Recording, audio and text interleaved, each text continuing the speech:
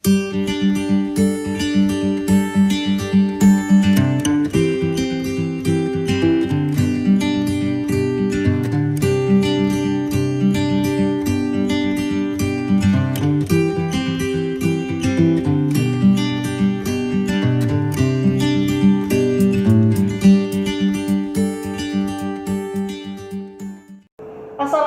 warahmatullahi wabarakatuh. Pemirsa, bertemu lagi bersama Widi dalam Bincang-Bincang Kesehatan bersama RSUD Lansa. Dan hari ini tepatnya kita berada dalam peringatan Hari HIV/AIDS Sedunia yang jatuh pada tanggal 1 Desember 2020. Maka untuk itu, di sini Widi sudah menghadirkan para narasumber kita yang akan berbincang-bincang terkait peringatan Hari HIV/AIDS Sedunia ini. Langsung saja, tidak usah berlama-lama, kita sapa mereka. Ya, yang pertama di sebelah kanan Widi ada PLT Direktur RSUD Lansa, yaitu Dr. Helmiza. Assalamualaikum dokter. Waalaikumsalam warahmatullahi wabarakatuh. Iya, selanjutnya ada Dr. Gunardi, spesialis penyakit dalam Vinasim. Assalamualaikum dokter. Waalaikumsalam warahmatullahi wabarakatuh. Dan pemirsa, yang spesialnya pada hari ini kita juga turut menghadirkan orang dengan HIV/AIDS, sebut saja Ibu X.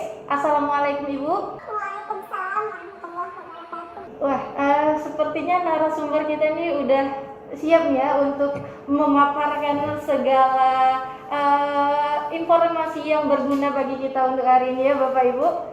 Oke, mungkin kita mulai dulu dari PLT Direktur RSUD Lansa, Bapak Helmi ya. Pak, untuk peringatan Hari HIV/AIDS Sedunia yang jatuh pada 1 Desember ini Pak, bagaimana upaya yang sudah dilakukan Rumah Sakit Umum Daerah Lansa ini dalam peringatan hari yang sangat luar biasa ini Pak? Oke, baik. Assalamualaikum warahmatullahi wabarakatuh.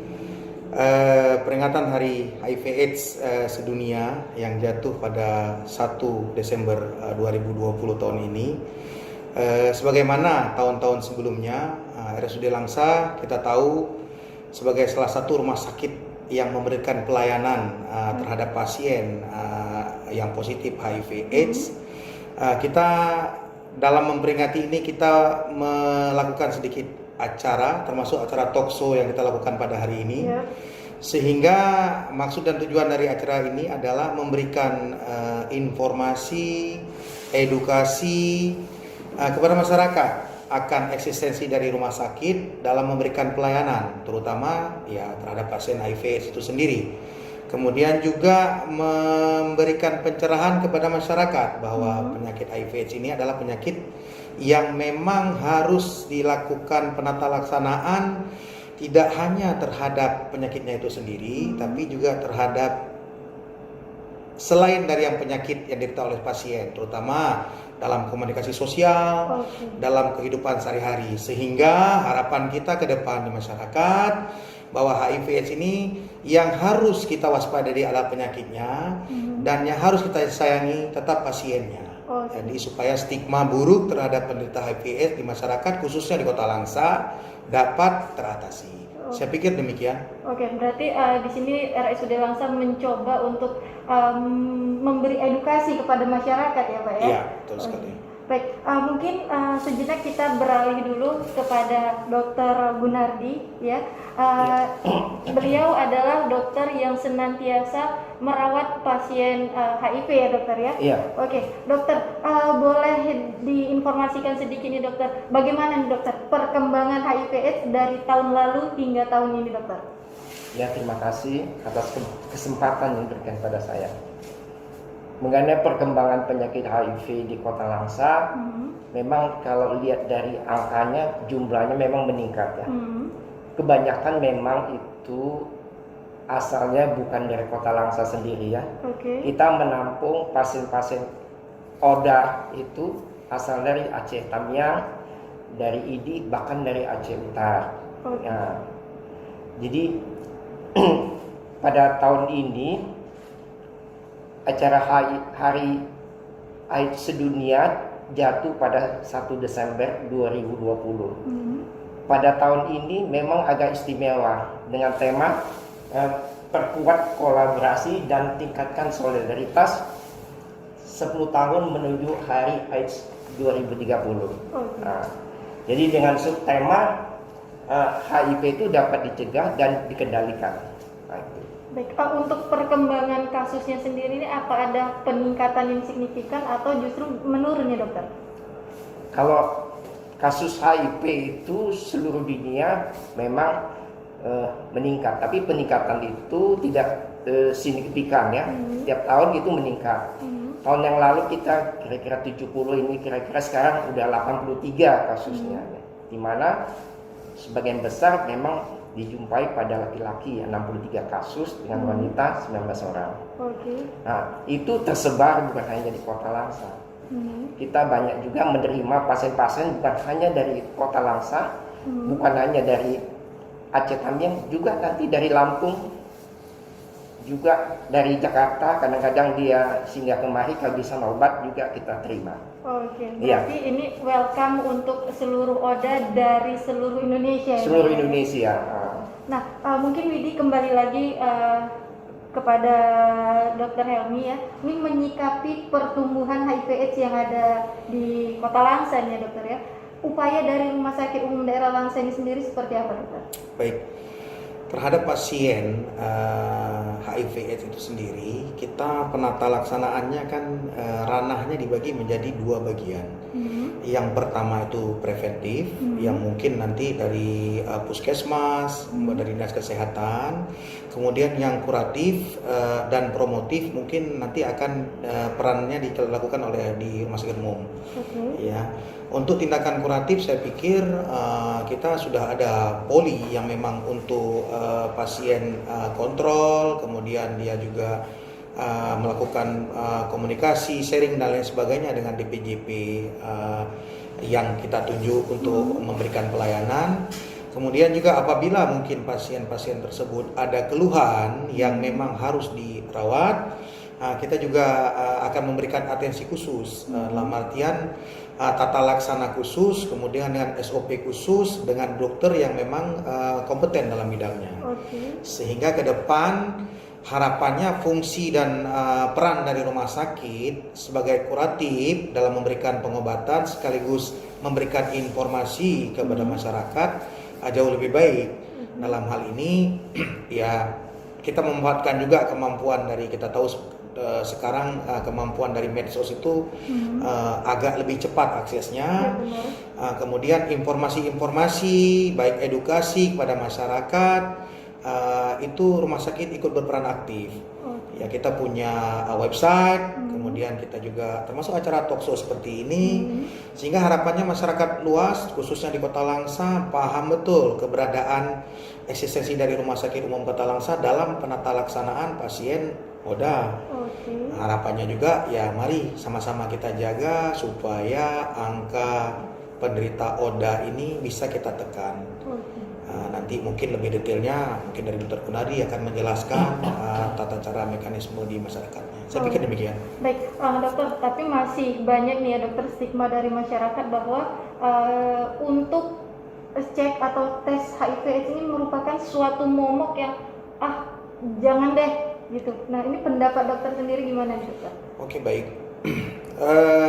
Yang terjadi tidak hanya di Kota Langsa, di Indonesia pada umumnya dan di Asia pada lebih umumnya lagi dan dunia.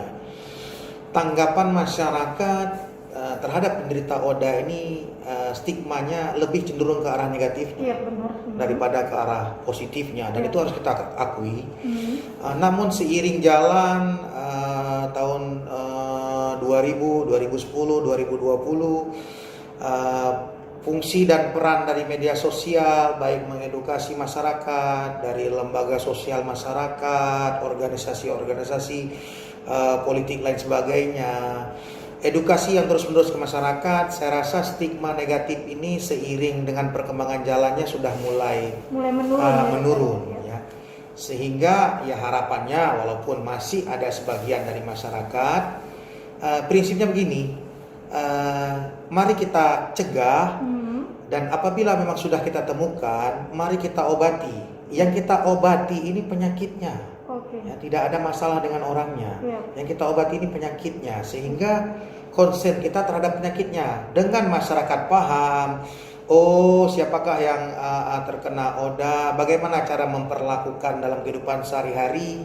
Ya, biarkan mereka hidup Beraktivitas seperti layaknya biasa orang ya, pada dokter. umumnya.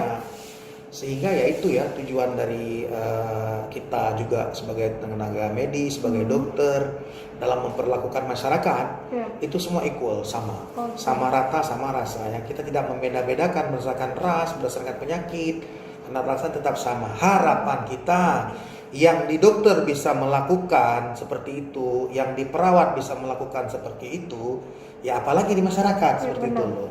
Yang paling penting mereka paham. Ya.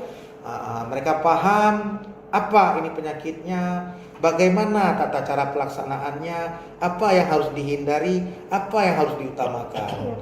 Nah, harapannya seperti itu ya, sama seperti layaknya orang pada umumnya. Ke depan mungkin 2030 atau 2040 harapannya ya ODA ini menjadi penyakit yang anggapan di masyarakat sama. Kita dulu zaman dulu kayak orang sakit kusta dijauhin, kemudian zaman dulu orang sakit cacar dijauhin. Zaman sekarang kan transisi pemikiran orang kan makin ke depan makin bagus. Apalagi dengan perkembangan teknologi untuk menemukan obat HIV ini ya, Dok ya. Betul, Oh, betul. iya. Nah, ini kebetulan sekali seperti yang udah Widikan sampai di awal tadi bahwa kita sudah menghadirkan salah satu ODA ya, Ibu X. Mungkin bisa dikisahkan sedikit Ibu bagaimana awal terjangkitnya HIV ini, Bu.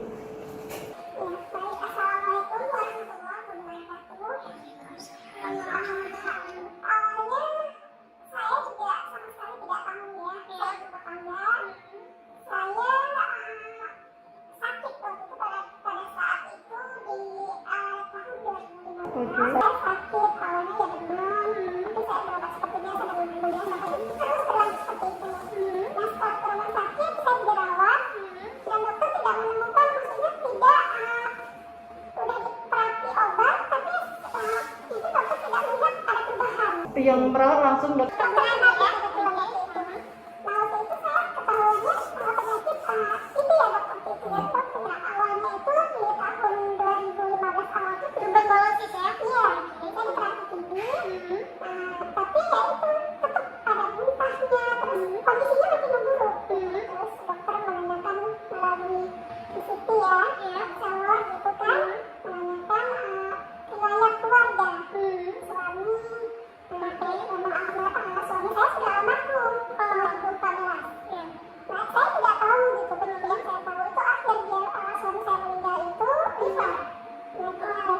Liver ya. Tapi tidak ada indikasi HIV/AIDS pada saat itu.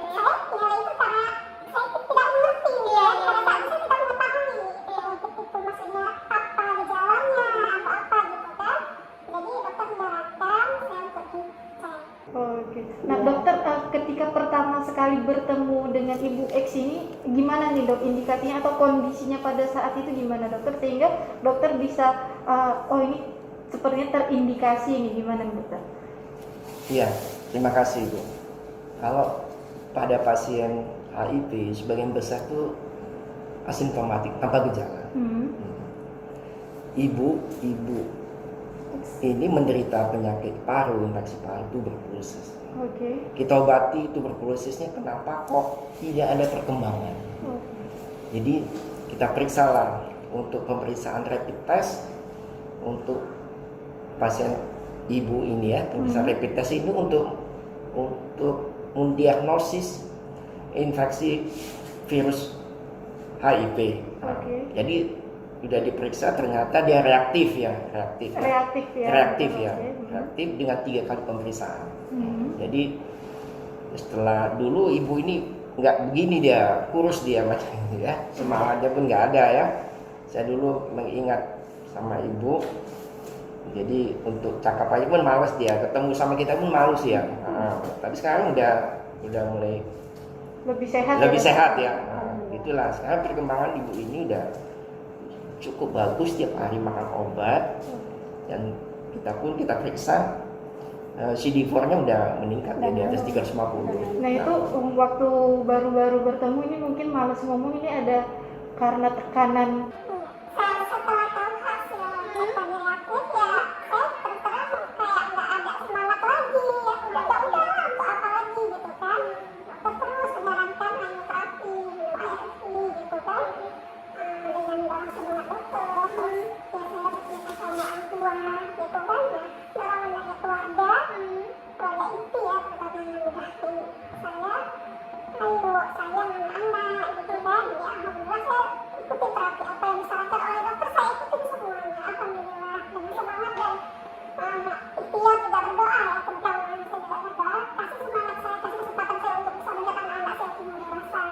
Oke, tapi pada saat itu keluarga juga turut mendukung.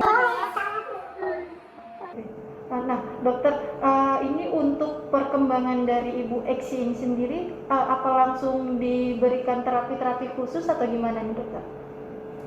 Kalau pengobatan penyakit HIV memang harus makan obat ARV seumur hidup. Ya. Ibu ini udah mulai tahun 2015 Ibu ya, sampai sekarang tetap makan obat ya. Sebagaimana judulnya, kalau kita makan obat ARV, jumlah virus yang ada di darah itu akan lebih kecil ya, sehingga penularan kepada orang lain juga akan lebih sedikit atau tidak ada. Nah, ini kan judul daripada itu ya, daripada subtema daripada Hari HIV Sedunia. Nah, Ibu, ketika Ibu dianjurkan untuk minum obat ARV itu ya dokter, Iya. itu apakah ada efek samping yang dirasakan Ibu setelah mengkonsumsi obat itu? Awalnya ada, dulu kan saya udah minum obat terapi Epidisa tadi ya, itu kan itu efek sampingnya itu kan bersamaan ya, itu kan biasanya. Dan ARV itu sendiri memang ada efeknya mual, entah itu berlanjut tapi nggak lama gitu kan. Nah terus saya terus tidak berhenti, terus saya minum teratur di waktu yang tepat, disiplin gitu ya. Alhamdulillah sampai sekarang ya. Lebih sehat ya dokter? Lebih sehat sekarang. Dokternya naik badannya. Ini maaf ya Bu ya, mungkin kalau untuk tanggapan di masyarakat atau lingkungan Ibu sendiri ini gimana Ibu? Untuk saat ini memang masyarakat lingkungan saya bersama yang tahu itu cuma keluarga inti ya, keluarga inti, karena saya melihat juga memang itu seperti yang Bapak bilang tadi kan stigma itu masih ya gitu. Jadi kalau kita tidak cara penyampaian ke masyarakat tidak benar, takutnya nanti didiskriminasikan. Dan saya merasa saya ini kan karena suaminya gitu kan, tahunya juga karena suaminya itu baru saya sakit gitu kan, jadi saya belum bisa untuk bilang ke masyarakat atau apa, tapi kan setidaknya dengan saya sehat, dengan saya beraktivitas seperti biasa, masyarakat ini tidak bertanya apa, kenapa gitu. Tapi sejauh ini tidak ada keluhan-keluhan lain gitu ya Bu ya? Alhamdulillah tidak. Oke, nah mungkin kita bisa kembali sedikit pada tema yang kita usung pada tahun ini ya, yaitu perkuat kolaborasi, tingkatkan solidaritas 10 tahun menuju akhir HIV/AIDS 2030 ya. Nah mungkin untuk Pak Helmi nih ya Pak ya, ini tanggapan Bapak dengan tema yang diangkat untuk tahun ini seperti apa Pak? Oke, baik. Kalau kita pelajari satu kata, kolaborasi. Ya. Kolaborasi itu kan induk katanya dari collaborate ya. Artinya dalam bahasa sehari-hari kita nih bekerja sama. Ya. Ya, bekerja sama. Dalam artian dalam hal ini ya tidak hanya dari rumah sakit, tidak hanya dari dokter, tidak hanya dari perawat. Semua yang hidup bertetangga, baik itu kita bilanglah tetangga, teman, pemerintah daerah, pemerintah pusat, kepolisian, TNI, LSM, kita concern terhadap HIV/AIDS ini, sehingga dengan adanya kolaborasi dapat satu ya, penanganannya bisa lebih tepat. Kemudian kita sampai saat ini mungkin kita belum ketemu obat yang memang spesifiknya betul-betul untuk menyembuhkan 100%, tapi paling enggak kita bisa meningkatkan angka harapan hidup si pasien, tapi dalam artian angka harapan hidup yang sebenarnya, harapan hidup Hidup ya. Dalam artian selama si pasien hidup, ya diperlakukan layaknya orang hidup. Ya. Dia beraktivitas tanpa ada perbedaan, dia bekerja tanpa ada perbedaan, dan lain sebagainya. Harapan kita itu. Kemudian ya kita harapkan moga-moga di tahun 2030 dengan masyarakat paham bagaimana pola HIV/AIDS ini menyebar, kita juga dapat ya mencegahnya lebih maksimal. Ya mungkin baik secara tata cara perilaku dalam hal seksualkah, kemudian dalam hal lain-lain misalnya donor darahkah, segala macam ya. Jadi sehingga masyarakat ini betul-betul paham. Saya kembali lagi pada kekuatan media sosial bahwa Harapannya dengan masyarakat bisa mengakses info-info yang positif, dia dapat berpikir, kemudian dalam kesehariannya dia dapat memperlakukan orang HIV/AIDS ini layaknya orang normal. Jadi kita benci ataupun kita tata laksana penyakitnya, tapi tidak benci pada orangnya. Harapannya seperti itu. Dalam artian benci dalam tanda petik ya, bukan kita benci penyakitnya, karena sejatinya manusia kan tidak ada yang mau sakit. Benar. Ya, semuanya kan kita pengen sehat. Ya, tapi dalam kehidupan sehari-hari ya tidak ada orang yang sehat. Ya, minimal flu, batuk, pilek udah pasti. Nah, HIV ini kan jadi momok ya. Ya, sebelum kita bilang lah era-era COVID ini kan HIV termasuk yang paling sangat ditakuti. Sekarang ini udah ada pergeseran, orang lebih takut terhadap COVID daripada HIV.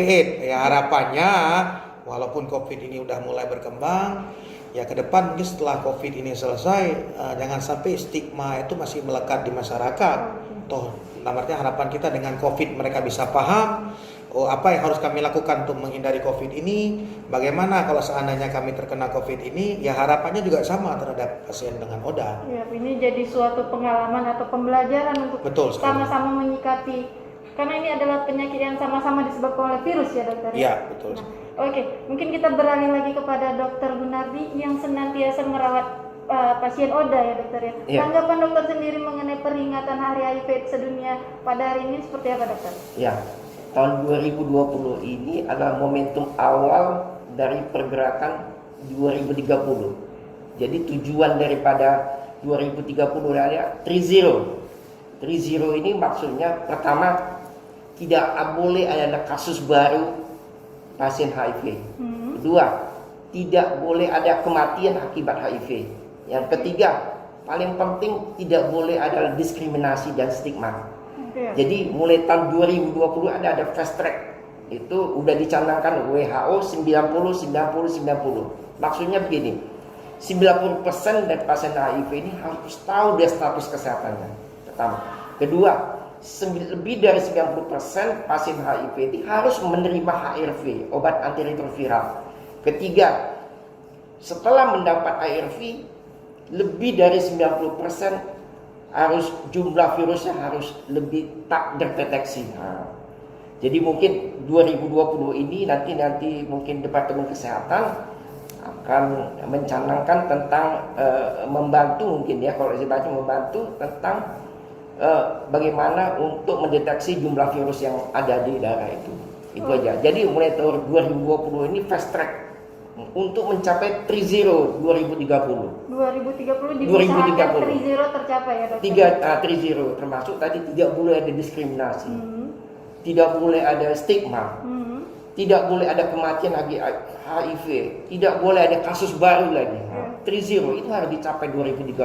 Oke dokter, selama ini pengalaman dalam menangani ODA ini dokter ya, adakah kendala-kendala khusus yang dokter rasakan dokter?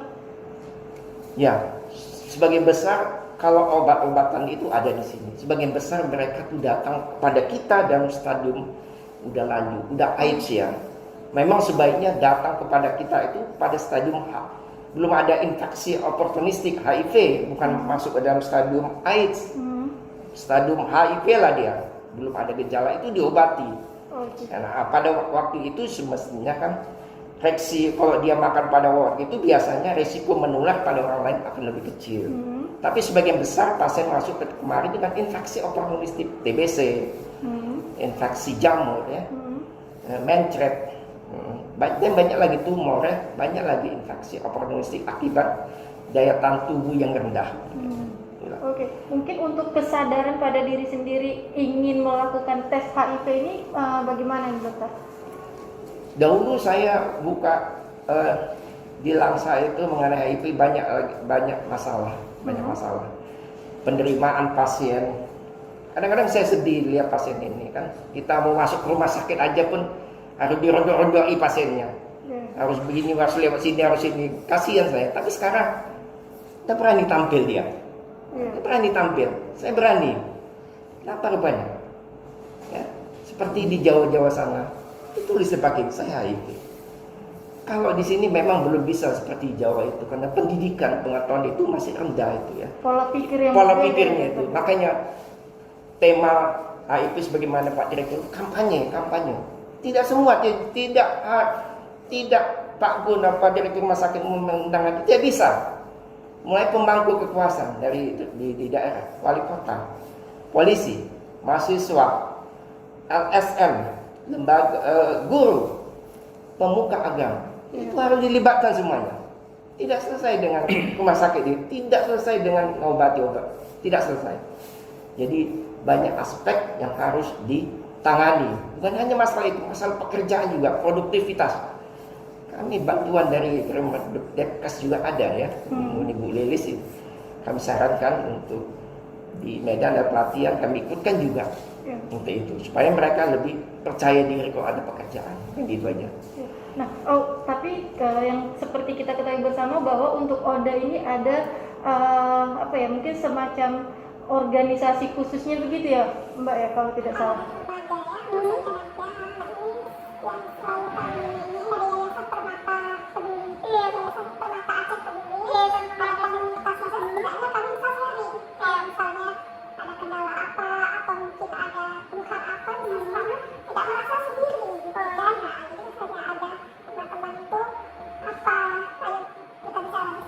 Ini juga bisa digunakan sebagai salah satu media atau tempat untuk saling mengedukasi gitu ya. Karena kan setahu saya kalau kita udah begitu tes kreatif itu seakan-akan kita udah nggak ada ini, tapi kalau begitu ada teman, kita merasa saya tidak sendiri.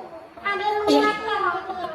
Oke, nah mungkin harapan Ibu sendiri sebagai ODA ini gimana ini Bu untuk masyarakat yang ada dimanapun?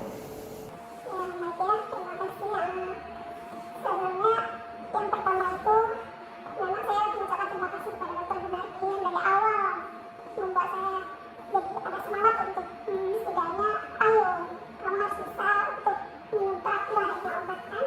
Dan menurut saya gitu setidaknya stigma di masyarakat itu memang harus dihilangkan untuk oda-oda ini, jadi setidaknya mereka tidak minder gitu ya untuk tampil ke depan atau bekerja atau apa, itu memang agak susah memang untuk sampai sekarang, tapi memang itu yang pertama. Dan yang kedua, saya minta kepada masyarakat, mungkin mereka juga ada tahu ya yang beresiko gitu ya, mungkin mereka sendiri menyadari, oh saya ini agak beresiko, ayolah untuk tes. Dan mulai sekarang jangan lagi untuk takut tes. Dengan mudah, dengan awal kita tahu sakit ini, sebelum terlambat akan mudah pengobatannya. Iya, betul. Oke, mungkin dari Dokter Gunardi sendiri, Dokter, ada harapan atau pesan-pesan yang ingin disampaikan kepada masyarakat? Silakan Dokter. Ya, terima kasih. Pas HIV AIDS itu adalah penyakit menular. Biasanya ditularkan pertama mulai hubungan seksual, jarum suntik, tambah darah, ya, waktu bersalin. Orang-orang yang berisiko tinggi, misalnya pasien-pasien dengan discordant, misalnya discordant itu salah satu dari pasangan kita menderita HIV, itu sebaiknya pasangan itu harus makan obat, makan obat. Ya. Yang kedua, dengan makan obat, jumlah virus itu akan lebih rendah. Resiko penularan itu akan lebih kecil. Jadi kepatuhan makan obat ini akan menentukan nanti pada 2030 nanti. Karena risiko penularan itu akan jauh lebih kecil untuk orang-orang dengan keteraturan makan obat yang patuh gitu. Itu aja mungkin. Oke, baik, mungkin terakhir nih dari Dr. Helmizan ya, selaku Direktur RSUD Langsa, ada statement terakhir yang ingin disampaikan kepada masyarakat. Dokter, silakan Dokter. Baik, sekarang tahun 2020 kita punya program sampai dengan tahun 2030.